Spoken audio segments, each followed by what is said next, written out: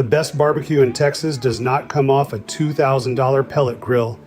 It comes out of bare steel pits in Lexington, a town of about 1,200 people, where a woman near 90 has been shoveling live coals under brisket since the 60s, and the line for it starts forming in the dark.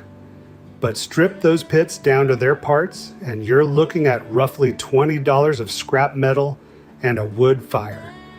That $20 setup keeps embarrassing the most expensive smokers money can buy, and by the end of this, you'll know how to build one. Start with the $2,000 machine, because odds are you own one or you've been tempted. A pellet grill is a real feat of convenience engineering. There's a hopper full of compressed sawdust pellets, an auger that feeds them into a little burn pot, a fan that stokes the flame, and a digital controller that holds the pit steadier than most kitchen ovens. Set it to 225 degrees and go watch the game. The design dates to the mid-'80s, when an Oregon heating man named Joe Traeger patented it. And once that patent expired around 2006, the market blew wide open. Flagship models now run past $2,000, some closer to $4,000, and every one of them makes the same promise: brisket without the sleepless night. Over the last decade, that promise conquered backyards all over Texas. The app reports your internal temp while you mow the lawn. There's even a setting labeled smoke, which should have been the first clue, because the moment smoke becomes a setting, it has stopped being a fire. Ask around at any neighborhood cookout and you'll hear the same sentence, usually lowered like a confession: it's just so easy. And easy is exactly what $2,000 is buying. And the frustrating part is that it works. The temperature holds all night. Nobody's alarm goes off at 3 in the morning because the fire dipped, and the meat comes out cooked every single time. If barbecue were nothing more than turning raw brisket into done brisket, this story would end right here. It doesn't, because around hour 10, when you finally slice in, a lot of pellet owners meet the same quiet disappointment. The bark is soft. The smoke sits on the surface like the meat was waved past a campfire instead of raised in one. It photographs beautifully, it eats thin. So what's missing? The reason lives inside the fire. Pellets are kiln-dried sawdust squeezed under enormous pressure, and they burn almost perfectly, which is exactly the problem. Perfect combustion makes heat and not much else. The flavor you're chasing comes from wood burning imperfectly, a split of post oak collapsing into coals and throwing off the vapor that stains meat mahogany and builds bark you can knock on.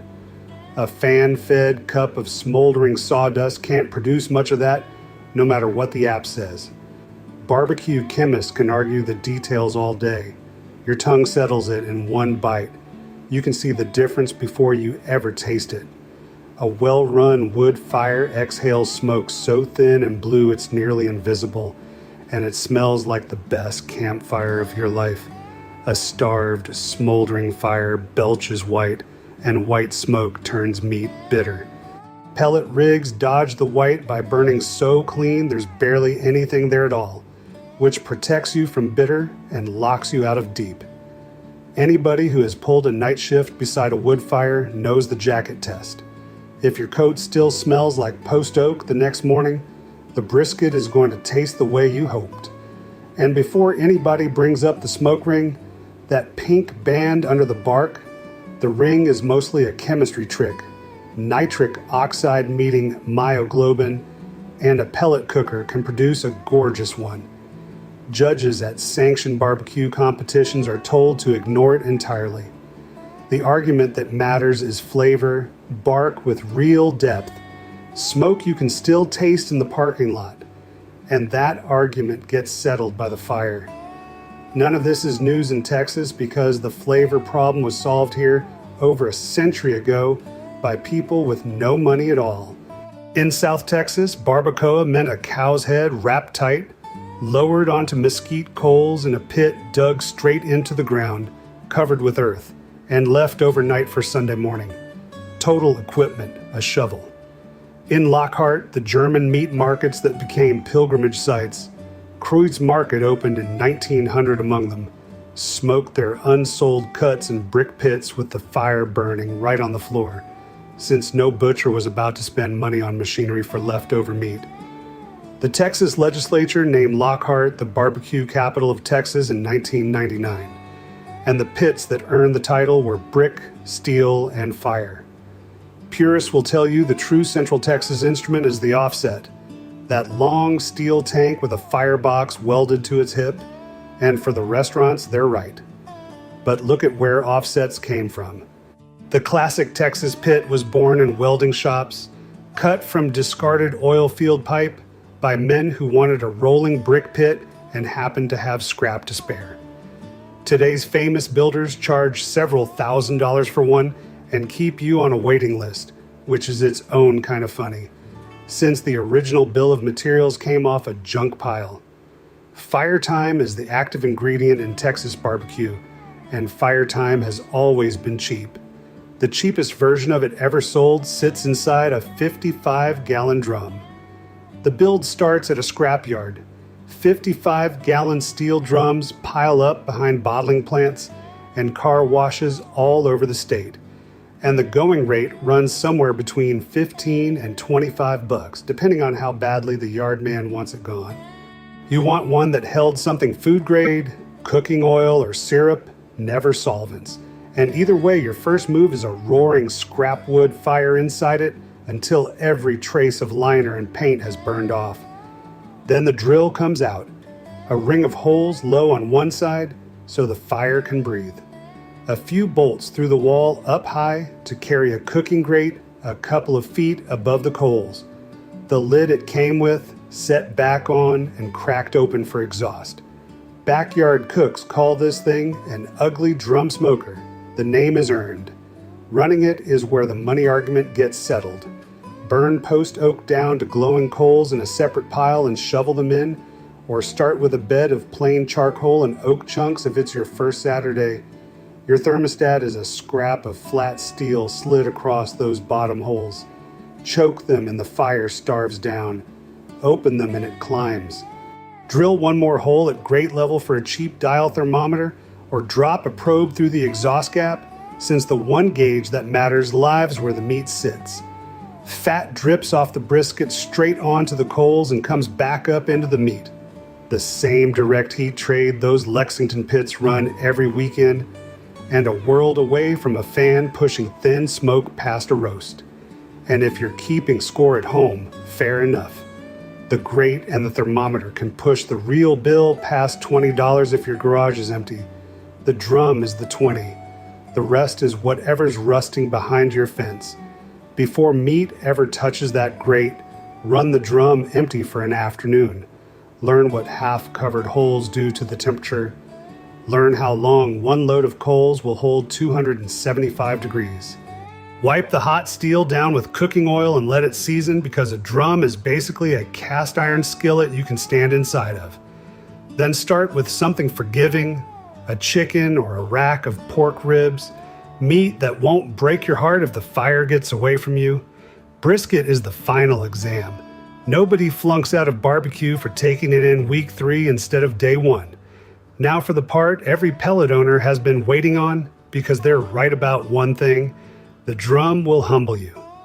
On your first cook, the pit will spike to 350 degrees while you're inside pouring coffee, then crash under 200 the moment you trust it.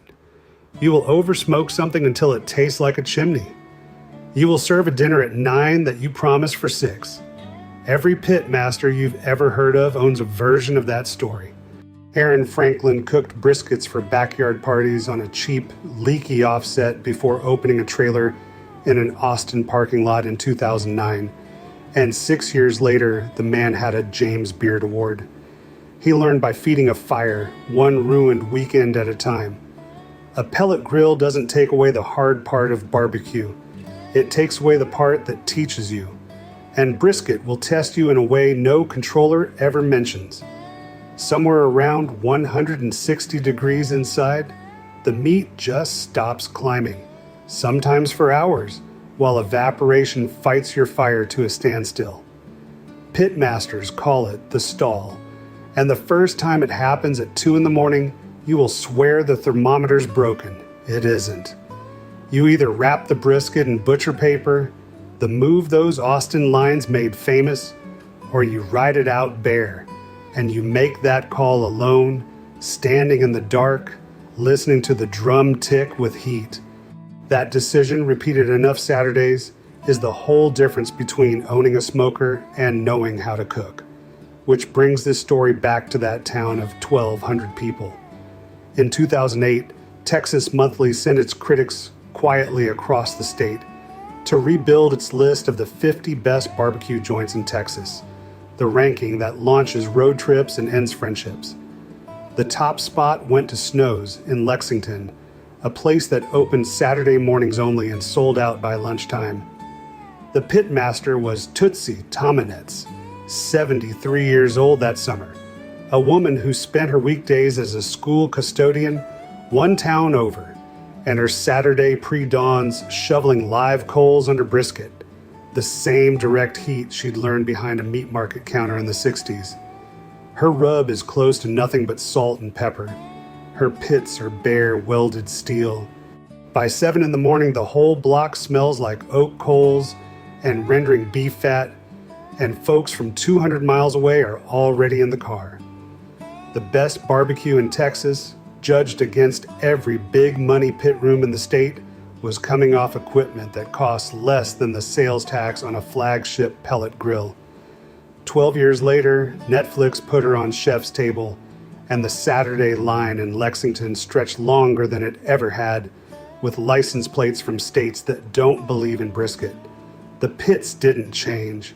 She was in her mid-80s and still beating the sunrise, shovel in hand, while somewhere out there, a $2,000 grill was pushing a notification that dinner was ready. Let's be fair about it, because this is not a sermon against owning a pellet grill. If what you want is good smoked meat with your weekend intact, buy the machine, enjoy it, and don't let anybody at the cook-off shame you for it. Plenty of serious cooks run both rigs for different jobs. This is where people disagree the loudest, and that's exactly the argument worth having. But go in clear-eyed about what each one is selling. $2,000 buys the absence of effort. $20 in a Saturday buys a live fire that demands your whole attention and pays you back with bark that crackles under the knife, and with a skill that no firmware update will ever install. So here is the real fork in the road. The pellet grill hands you your Saturday back, and some weekends that is worth every penny. The drum takes your whole day, and somewhere past midnight asks you why you're doing this to yourself. One machine makes cooking easier, the other makes you better at it. Which one actually belongs in your backyard, the convenience or the craft? Put your answer in the comments, and if you want to see the drum earn its keep, the next cook is a full packer brisket, 14 hours from trim to slice. Subscribe so you're standing there when the fire gets lit. Word count 2,110.